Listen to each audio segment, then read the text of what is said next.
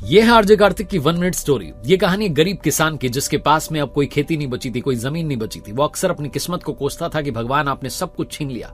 उसके पास में सिर्फ 2 बैल थे और एक गाड़ी थी। उस बैलगाड़ी से वो अपना जीवन चला रहा था।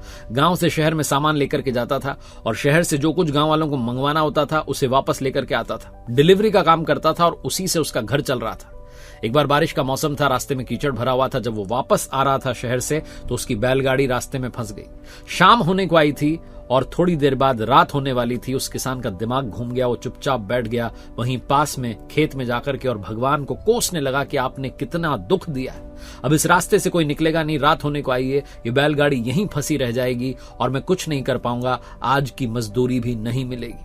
तभी वहां से एक महात्मा जी निकले। महात्मा जी ने कहा कि बेटा कब तक भगवान को कोसते रहोगे, खुद प्रयास क्यों नहीं करते। उस किसान ने कहा कि देख नहीं रहे हो, 2-2 बैल ताकत लगा रहे हैं फिर भी गाड़ी बाहर नहीं आ रही है। महात्मा जी ने कहा बेटा तुम भी तो प्रयास करो।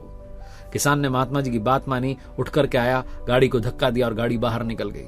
महात्मा जी ने कहा बेटा बस याद रखना, जीवन में हमेशा किस्मत को मत कोसो, अपनी मेहनत पर ध्यान दो कि तुमने कितनी मेहनत की है। जब मेहनत 100% होती है तो किस्मत भी आपका साथ देती है।